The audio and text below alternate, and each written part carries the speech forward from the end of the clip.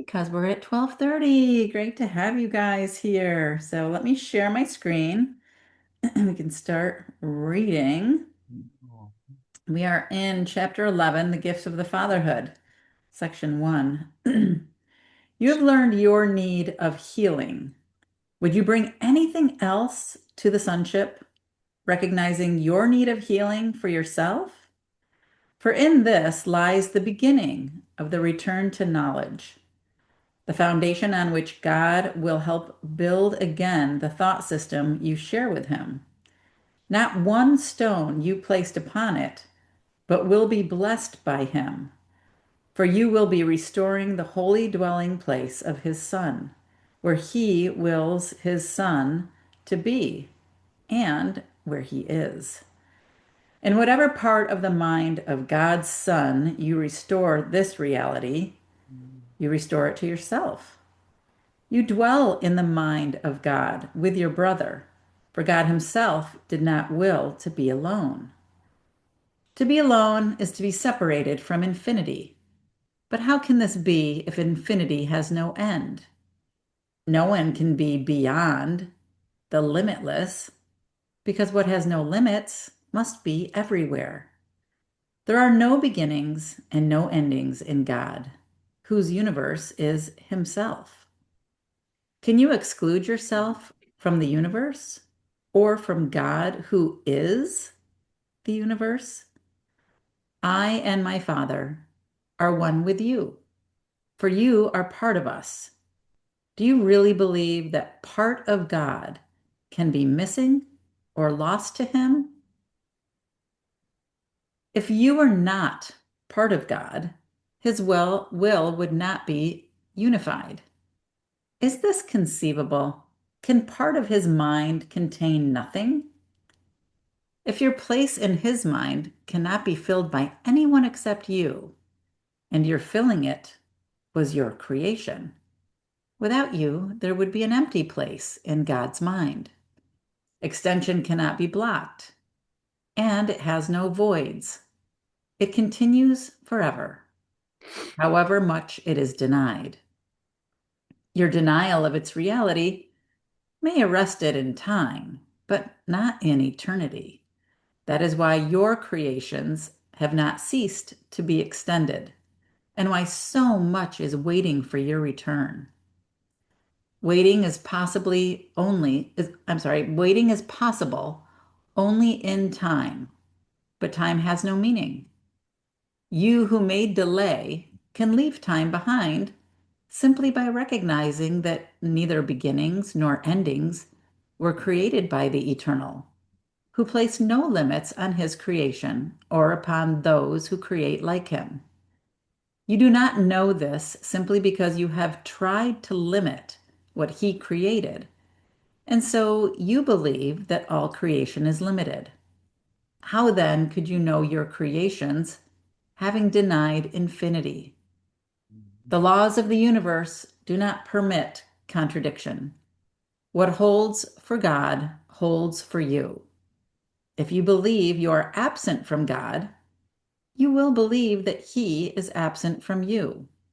Infinity is meaningless without you, and you are meaningless without God. There is no end to God and His Son, for we are the universe. God is not incomplete, and He is not childless, because He did not will to be alone. He created a Son like Himself. Do not deny Him His Son, for your unwillingness to accept His fatherhood has denied you yours. Mm. See His creations as His Son, for yours were created in honor of Him. The universe of love does not stop because you do not see it, nor have your closed eyes lost the ability to see. Look upon the glory of His creation, and you will learn what God has kept for you. Oh, God has given you a place in His mind that is yours forever, yet you can keep it only by giving it as it was given you. Could you be alone there when it was given you because God did not will to be alone? God's mind cannot be lessened. It can only be increased, for everything he creates has the function of creating. Love does not limit, and what it creates is not limited. To give without limit is God's will for you, because only this can bring you the joy that is his and that he wills to share with you. Your love is as boundless as his, because it is his. Could any part of God be without his love? And could any part of his love be contained? God is your heritage because his one gift is himself. How can you give except like him if you would know his gift to you? Give then without limit and without end to learn how much he has given you. Your ability to accept him depends on your willingness to give as he gives. Your fatherhood and your Father are one. God wills to create, and your will is his. It follows then that you will to create, since your will follows his. And being an extension of his will, yours must be the same. Yet what you will, you do not know. This is not strange when you realize that to deny is to not know. God's will is that you are his son. By denying this, you deny your own will and therefore do not know what it is. You must ask what God's will is in everything because it is yours. You do not know what it is, but the Holy Spirit remembers it for you. Ask him, therefore, what God's will is for you, and he will tell you yours. It cannot be too often repeated that you do not know it. Whenever what the Holy Spirit tells you appears to be coercive, it is only because you have not recognized your will. The projection of the ego makes it appear as if God's will is outside yourself and therefore not yours. In this interpretation, it seems possible for God's will and yours to conflict. God then may seem to demand of you what you do not want to give, and thus deprive you of what you want. Would God, who wants only your will, be capable of this? Your will is his life, which he has given to you. Even in time, you cannot live apart from him. Sleep is not death. What he created can sleep, but cannot die. Immortality is his will for his son, and his son's will for himself. God's son cannot will death for himself because his father is life and his son is like him. Creation is your will because it is his. You cannot be happy unless you do what you will truly, and you cannot change this because it is immutable.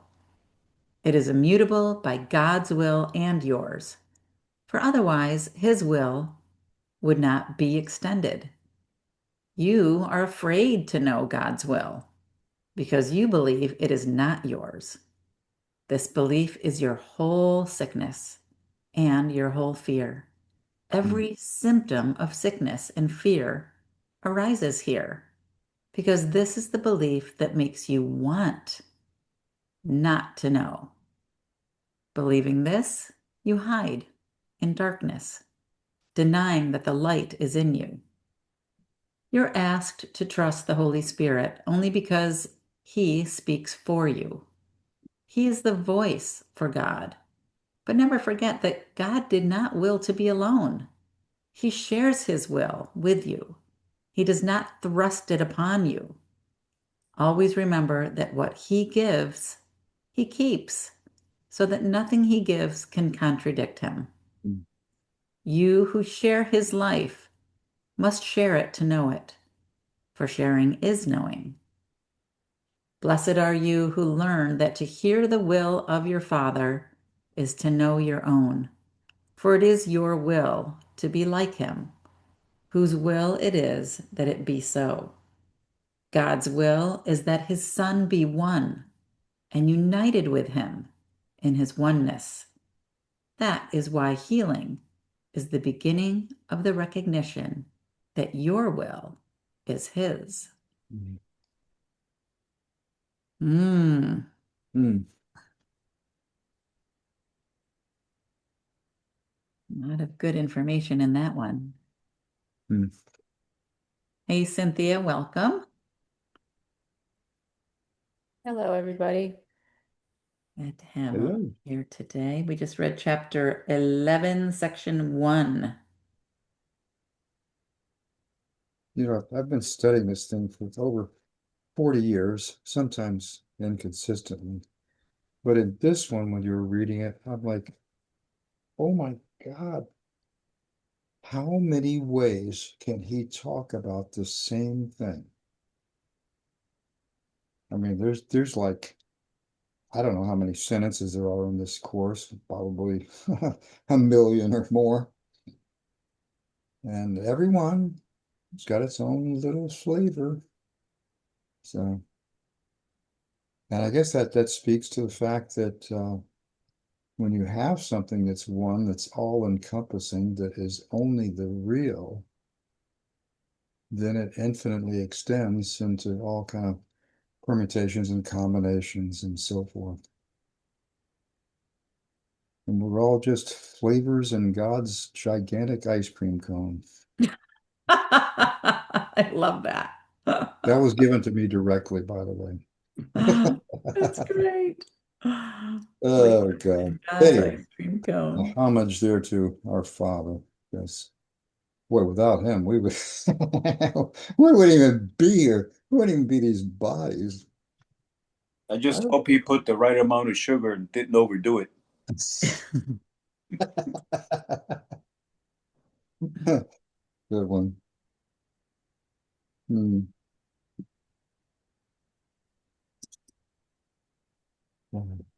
Anybody else have anything they want to share about this section?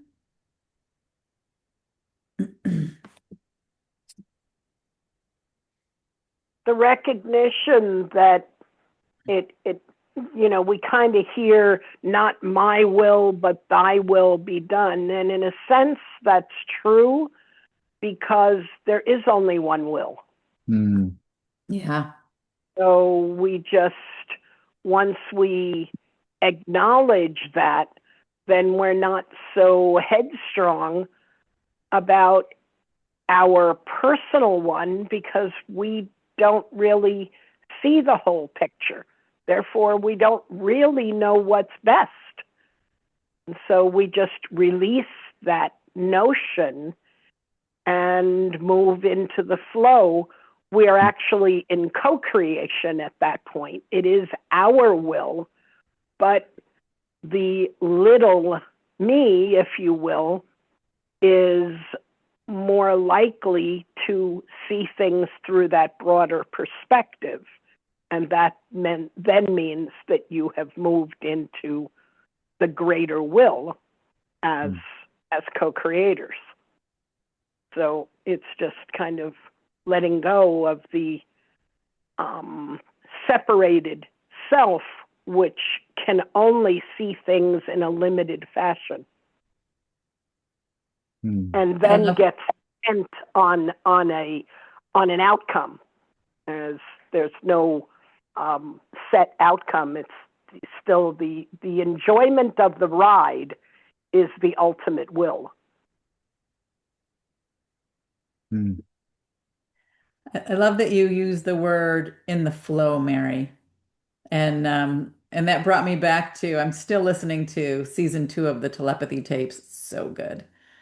And they're talking about mind sight. I don't know if any of you have listened to any of the telepathy. It's just literally mind blowing. It's so interesting. Anyway, they have found that everyone is capable of having what they call mind sight, where they put a blindfold on you and they hold up, different cards and things, and you can actually read them because it's not your eyes that are reading it. It's it's your soul that is kind of seeing what's happening around you. And it's so interesting because the one of the things that I was listening to yesterday, they were talking about how they were trying to teach. Usually they teach younger children because they're more open to it, because they're more, what is it, left brain, Mary, than right brain.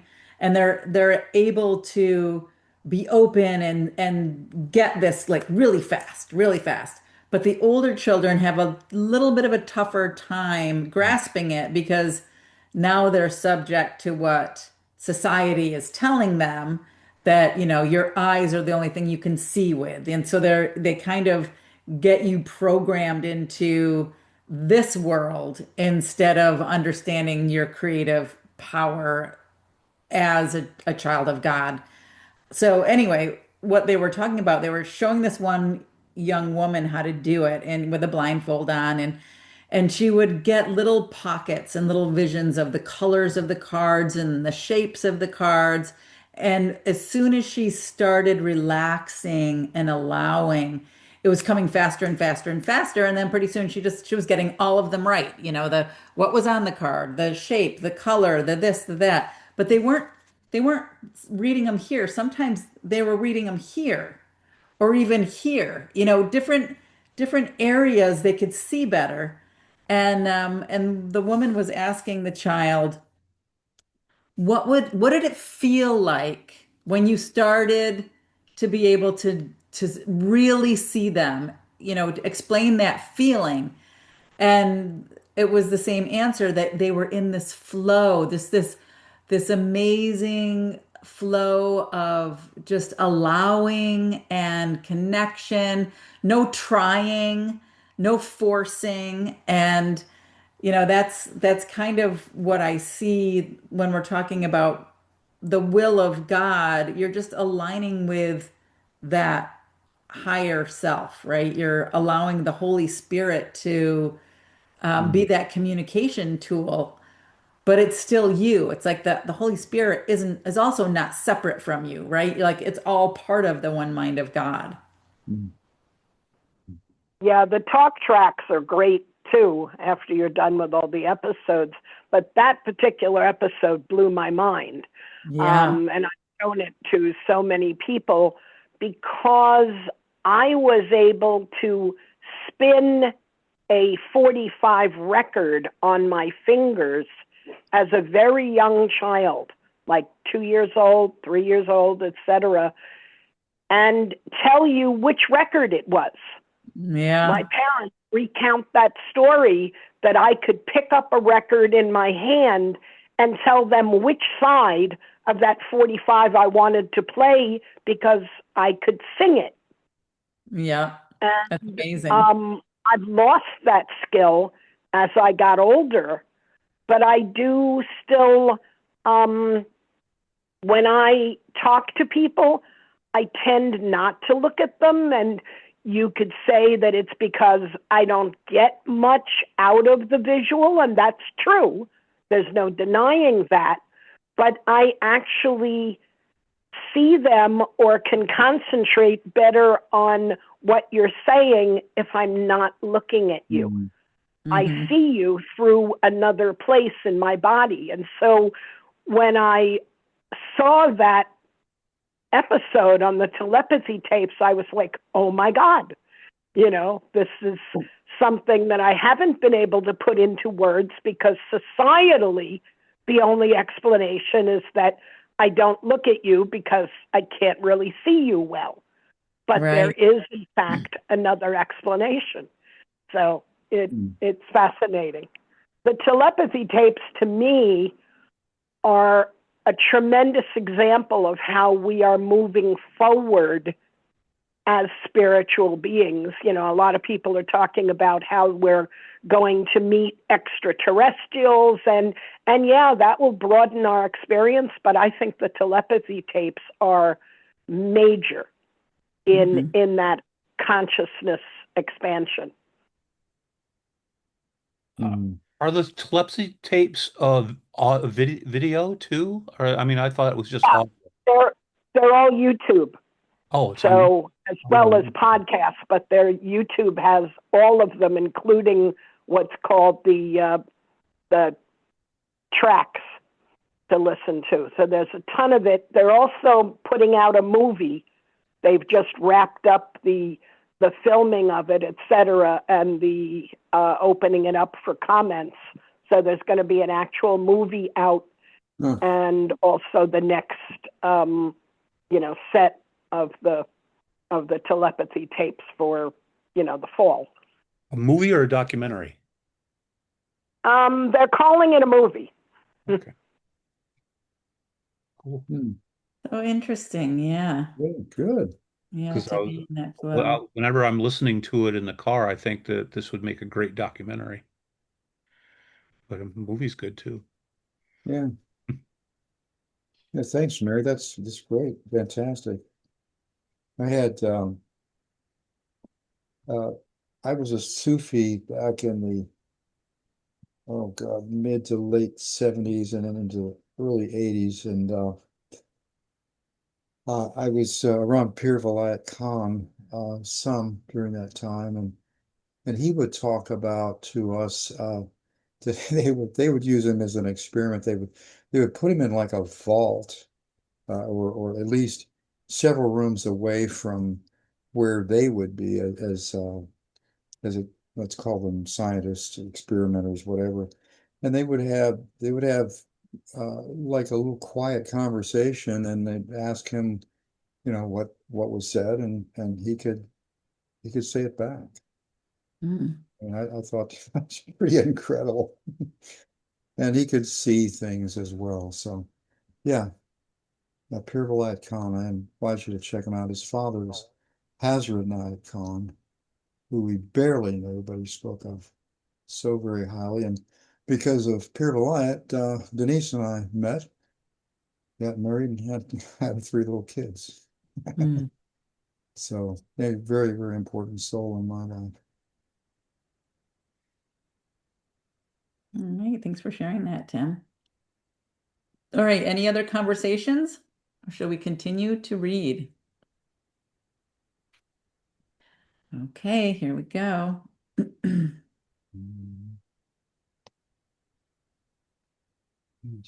On to the invitation to healing. If sickness is separation, the decision to heal and to be healed is the first step toward recognizing what you truly want. Every attack is a step away from this, and every healing thought brings it closer. The Son of God has both Father and Son because he is both Father and Son. To unite having and being is to unite your will with his, for he wills you himself. And you will understand to him, and you will yourself to him, because in your perfect understanding of him, you know there is but one will. Mm. Wow. Yet when you attack any part of God and his kingdom, your understanding is not perfect. And what you really want is therefore lost to you. Healing thus becomes a lesson in understanding. And the more you practice it, the better teacher and learner you become. If you have denied truth, what better witnesses to its reality could you have than those who have been healed by it? But be sure to count yourself among them, for in your willingness to join them is your healing accomplished. Every miracle that you accomplish speaks to you of the fatherhood of God. Every healing thought that you accept, either from your brother or in your own mind, teaches you that you are God's son. In every hurtful thought you hold, wherever you perceive it, lies the denial of God's fatherhood and of your sonship. And denial is as total as love. You cannot deny part of yourself. because the rest will seem to be separate and therefore without meaning. And being without meaning to you, you will not understand it. To deny meaning is to fail to understand. You can heal only yourself, for only God's Son needs healing. You need it because you do not understand yourself, and therefore know not what you do. Having forgotten your will, you do not know what you really want. Healing is a sign that you want to make whole. And this willingness opens your ears to the voice of the Holy Spirit, whose message is wholeness. He will enable you to go far beyond the healing you would undertake. For beside your small willingness to make whole, He will lay His own complete will and make yours whole. What can the Son of God not accomplish with the fatherhood of God in him? And yet the invitation must come from you, for you have surely learned that whom you invite as your guest will abide with you. The Holy Spirit cannot speak to an unwelcoming host because he will not be heard. The eternal guest remains, but his voice grows faint in alien company. He needs your protection only because your care is a sign that you want him. Think like him ever so slightly, and the little spark becomes a blazing light that fills your mind so that he becomes your only guest. Whenever you ask the ego to enter, you lessen his welcome. He will remain, but you have allied yourself against him. Whatever journey you choose to take, he will go with you, waiting. You can safely trust his patience, for he cannot leave a part of God. Yet you need far more than patience. You will never rest until you know your function and fulfill it. For only in this can your will and your Father's be wholly joined. To have him is to be like him, and he has given himself to you. You who have God must be as God, for his function became yours with his gift. Hmm. Invite this knowledge back into your mind and let nothing that obscures it enter. The guest whom God sent you will teach you how to do this if you but recognize the little spark and are willing to let it grow. Your willingness need not be perfect because his is. If you will merely offer him a little place, he will lighten it so much that you will gladly let it be increased. And by this increase, you will begin to remember creation. Would you be hostage to the ego or host to God? Hmm. You will accept only whom you invite. You are free to determine who shall be your guest and how long he shall remain with you. Yet this is not real freedom, for it still depends on how you see it. The Holy Spirit is there, although he cannot help you without your invitation. And the ego is nothing, whether you invite it in or not. Real freedom depends on welcoming reality, and of your guests, only the Holy Spirit is real. Know then who abides with you merely by recognizing what is there already. And do not be satisfied with imaginary comforters, for the comforter of God is in you.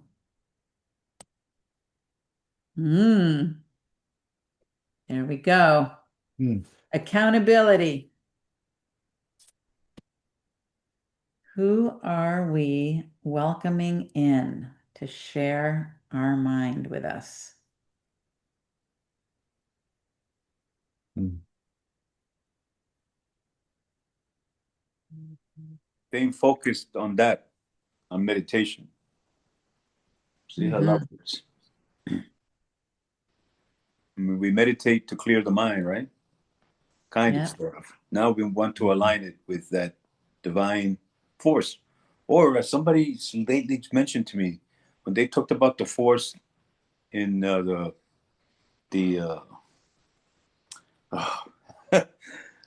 the Star Wars series, Mm-hmm. the force, they're really Mm. talking about the divine. Yeah. May the force be with you. Yep. Mhm.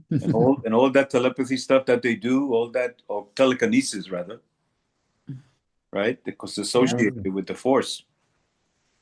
Look around at this world and I say, may the force be with you. It's great. Oh, It's amazing how one letter can change things, huh? yeah. We need Letterman.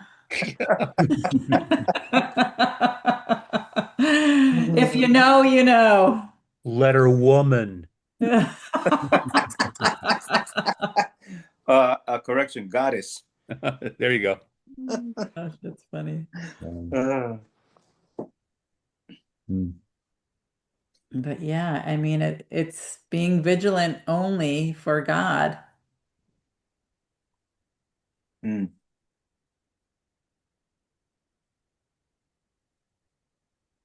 Mm. In a Yeah. way, you don't even have to be vigilant. It's just knowing that you are that and then allowing that knowing to express itself, not a knowledge, but the true expansion into knowing, which allows you then to act according to that belief. And Yeah. that then changes your whole perception. So you then don't have to force anything because nothing is forced in God's world. So you just get to a Mhm. point where you acknowledge it. And then it is so. Mm. Good. Yeah. Why would you ever want to leave once you're there?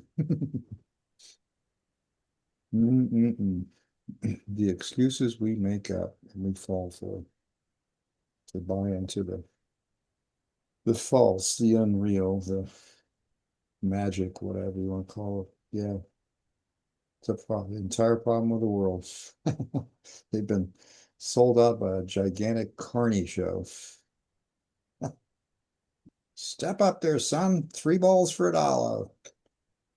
Knock one of those over, you get to kiss the girl. Oh, Lord. I look at this like Mary's talking about pure being, and this section we read is still a little bit of doing on our part. Mm. Invite the guest. Still, still the forgiveness process until that's done and it doesn't have to be done anymore. Then there's that resting in that pure being that I think I hear you talking about, Mary. Yes, and even when I just expressed the difference in, whether we hyper focus on something or whatever, it's not to contradict that. It's just to offer that winds up sounding like something difficult or a lot of work is involved, and we can change that image, massage that image into something much more relaxed and easy. And that's Mm. the only reason I offer it, is that we, with our language, create sort of these mountains that we then have to climb and overcome because we like that. We fully believe that, you have to sort of earn that special thing and whatever. And so we unconsciously, in our language, continue to represent that. And I'm very focused on presenting. And I, too, misuse, quote unquote, my language out of habit and all of that. But when I catch myself, I'm trying to present a much more relaxed image because it already is us. And we say that, but how much do we really believe it? If we believed it, this whole process would be much more simplified and much easier to awaken to. So, Mary, I have a question for you.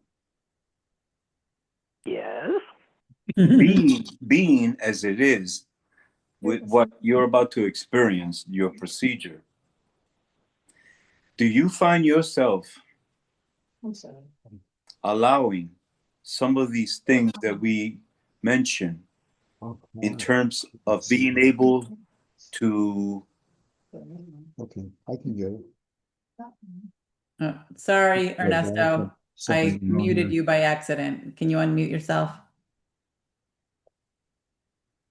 My wife's gonna take care. I'm sorry for that interruption. We've got her 97-year-old mom. We're got to get to the doctors in a little while. So, yeah. Go ahead, Ernesto. Keep Okay, going. okay. So I backtracking. I don't know where you didn't hear me from, but just quickly, I'm trying to put this in simple words, because I think that all of us go through certain scenarios in our lives where we have to, rely on the medical procession of things. So what my question is, or I don't even think it's even a question. I think it's just a matter of how are you preparing yourself for this procedure in implementing what we kind of know about healing, and allowing it and putting it in the force's hand, the divine hand, God, whatever you want to call it, the blob, and how you're approaching the date when this happens, because I know that it's challenges for all of us, knowing that we have to rely on the medical profession because this is what's done, but also know that there's another aspect to it, the aspect of the healing process through spirit. So my question, I guess, to you, Mary, is what is it that you are experiencing and what you're going through? If you care to share it, you don't have to share it with us. No, it's fine. And I'm happy to share it because I think, first of all, we have this impression, and it's not mine. However, you're welcome to have it be yours, that spirit is somehow separate from the medical profession. I don't believe it's an either or. Therefore, those are their talents that they are expressing, and I can avail myself of them. However, that is not healing for me. That is just a prolonging of a physical aspect. They will hopefully give my heart more ticking ability, more blood flow. The healing happened within me a few months before this surgery has really, the date of it, because the healing was basically to know that I am already that, and therefore that's where the fear disappeared. It is fine, whatever the outcome is. I trust in that total connection of me to the cosmos. Everything gears toward my support, if you will, because I am an integral part of all of it.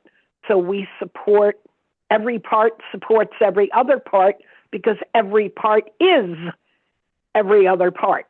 And so the whole is in the part and the part is in the whole, etc. And that's how I see life. So I was struggling with my definition of healing until I recognized that that really is my definition of healing. It has nothing to do with the physical stuff. That's just an expression here. So, however, that surgery turns out.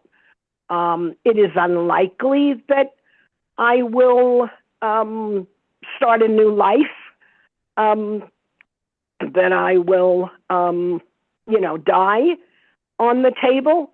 But whatever happens, I am in total communion with that plan, and it's not mine to make. And hopefully that answered your question, but it was a major mind-blowing thing for me to come to that level of healing, if you will, that level of communion, because to me, those two words are what is the same. There you go. Yeah. And I think too, we're all on our own individual paths. And thank you so much for sharing that, Mary, because that is so helpful to me, and I'm sure everyone else, as you're experiencing this, because let's face it, I mean, we're all going to experience that at some point, right? Maybe, unless it's just like, boom, gone, So, so, Boom. Like it's, that. and if we don't just leave like that, boom, then it's I also think that this is such a great opportunity and such an amazing lesson to be able to choose this again and again and again. And I think too, like part of my journey being, a parent of adult children who don't always, usually never, do what I think they should, or agree with what I'm doing, and are very opinionated about what I do almost every single day.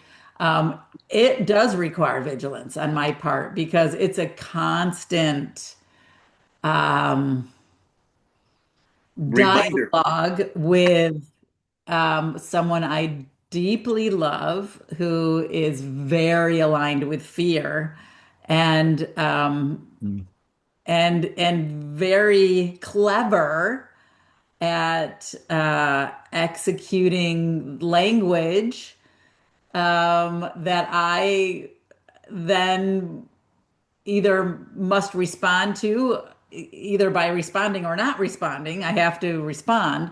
So for me, being vigilant is very important.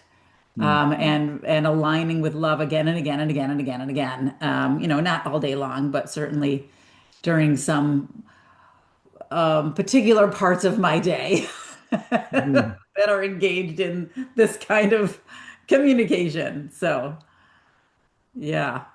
Yeah, I Yeah. mean, I can do all the work I want and be in the most perfect, peaceful place, and all of a sudden I get a phone call and it's like, Right. okay, I'm You gonna hold take a your breath breath here. until they speak. Hey, we live for those moments, right? Yeah, man. You put it, you hit it, you put it on the, I mean, you hit it so perfectly, you know? This is the test of the emergency broadcast. Right? Bah, bah, bah. Yeah. Getting too close. Ego's got to say something. Right. Ah, Uh, anyway, should we try to read one more? Does anybody else want to share what's happening in their experience? oh my God. No, this has been really good, really good. We've got our thing going on with my mother-in-law. That was my wife popping in because she didn't know where her phone Mhm. was, and we got to get her to a doctor. And it's every day, I've got the morning shift, she's got the late shift, and everything in between. So our lives are definitely not our own. We have our son here who's disabled, and so. It Mhm. just, I've looked at it like, okay, well, this is it for probably the rest of this body's life. So the lessons are here. You have everything you need. Just do this, and you can do the photography as you can, you know. So I just accept it. I can't change it. I'm not going to go, you know, getting rid of some people. Anyway, uh, yeah, Denise, I'll help you out in just a second. She's in a huff, you can tell. God. Okay. So Thanks for sharing that, Tim. Yeah. yeah. No, she's good. She's just got too much on her right now. So I have to be the extra wheel. Mm-hmm. Yeah. So anyway, thank you everybody. Mary, especially you for what you're going through. And the sharing was incredible at a level it's uh, I'm searching for a word and I'll just say it's not the commonality that you run into with spiritual things and they're obviously being led and you're following very well. And I'm getting all tingly, so it must be the truth.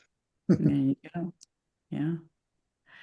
All right, let's get one more reading in unless somebody else has a share. I'm I'm gonna just I gotta get going, guys. So Okay, Tim, thank I'll you. watch the replay.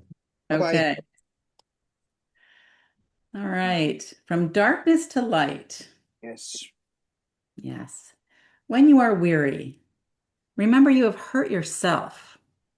Your comforter will rest you, but you cannot. You do not know how. For if you did, you could never have grown weary. Unless you hurt yourself, you could never suffer in any way, for that is not God's will for his son. Pain is not of him, for he knows no attack, and his peace surrounds you silently. God is very quiet, for there is no conflict in him. Conflict is the root of all evil. For being blind, it does not see whom it attacks. Yet it always attacks the Son of God. And the Son of God is you. God's Son is indeed in need of comfort, for he knows not what he does. Believing his will is not his own. The kingdom is his, and yet he wanders homeless. At home in God, he is lonely, and amid all his brothers, he is friendless. Would God let this be real when he did not will to be alone himself? And if your will is his, it cannot be true of you, because it is not true of him. Oh, my child, if you knew what God wills for you, your joy would be complete. And what he wills has happened, for it was always true. When the light comes and you have said, God's will is mine, you will see such beauty that you will know it is not of you. Out of your joy, you will create beauty in his name, for your joy could no more be contained than his. The bleak little world will vanish into nothingness, and your heart will be so filled with joy that it will leap into heaven and into the presence of God. I cannot tell you what this would be like, for your heart is not ready. Yet I can tell you and remind you often that what God wills for himself, he wills for you, and what he wills for you is yours. The way is not hard, but it is very different. Yours is the way of pain, of which God knows nothing. That way is hard indeed, and very lonely. Fear and grief are your guests, and they go with you and abide with you on the way. But the dark journey is not the way of God's Son. Walk in light and do not see the dark companions, for they are not fit companions for the Son of God, who was created of light and in light. The great light always surrounds you and shines out from you. How can you see the dark companions in a light such as this? If you see them, it is only because you are denying the light. But deny them instead. For the light is here and the way is clear. God hides nothing from his Son, even though his Son would hide himself. Yet the Son of God cannot hide his glory, for God wills him to be glorious and gave him the light that shines in him. You will never lose your way, for God leads you. When you wander, you but undertake a journey that is not real. The dark companions, the dark way, are all illusions. Turn toward the light, for the little spark in you is part of a light so great that it can sweep you out of all darkness forever. For your Father is your creator, and you are like him. The children of light cannot abide in darkness, for darkness is not in them. Do not be deceived by the dark comforters, and never let them enter the mind of God's Son, for they have no place in his temple. When you are tempted to deny him, remember that there are no other gods to place before him, and accept his will for you in peace, for you cannot accept it otherwise. Only God's comforter can comfort you in the quiet of his temple. He waits to give you the peace that is yours. Give his peace that you may enter the temple and find it waiting for you. But be holy in the presence of God, or you will not know that you are there. For what is unlike God cannot enter his mind, because it was not his thought, and therefore does not belong to him. And your mind must be as pure as his, if you would know what belongs to you. Guard carefully his temple, for he himself dwells there and abides in peace. You cannot enter God's presence with the dark companions beside you, but you also cannot enter alone. All your brothers must enter with you, for until you have accepted them, you cannot enter. For you cannot understand wholeness unless you are whole, and no part of the Son can be excluded, if he would know the wholeness of his Father. In your mind, you can accept the whole sonship and bless it with the light your Father gave it. Then you will be worthy to dwell in the temple with him, because it is your will not to be alone. God blessed his Son forever. If you will bless him in time, you will be in eternity. Time cannot separate you from God if you use it on behalf of the eternal. All right, that's it. We just have to forgive all our brothers and then we can go. That's it.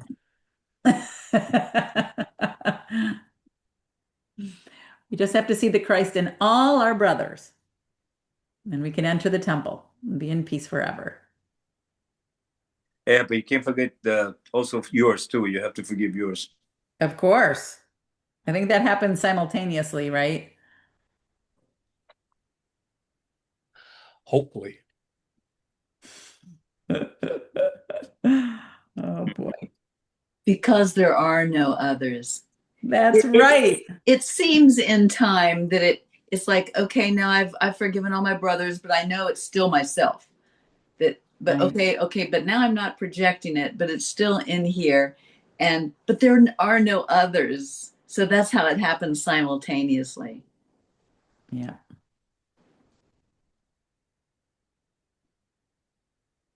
I love that, Pam. Good point. Through all Mm. this reading today, I was thinking about that book that you said that about the taking the gender out and how difficult that would be. All the he's and she's and brothers and I guess it would be they, them. And what would well, you call them instead of brothers and sisters? they Sonship, them for the brothers. uh, What about daughtership, God? themship. Would you replace he, capital H, he with God? I guess it would be A lot of gods in there then. love, maybe. Oh, maybe. Yeah. I don't know. Good, So, good point though. but I was just like, as I was good, some of the sentences are like he's and brothers, and it's all male dominated. Mm-hmm. So that's wonderful that we see how much we have expanded from the 60s when this was written until now, Mm-hmm. and how much this next generation is already expanding as we're having these gender neutral or gender inclusive things be a normal mindset. Oh, they're trying to stop that like crazy. Yeah, and the struggle to abide by that. When It's I not. was I was in a class that had all types, you name it, and the teacher, well, you introduce yourself at the beginning of the class, would ask, and what gender do you want to identify with?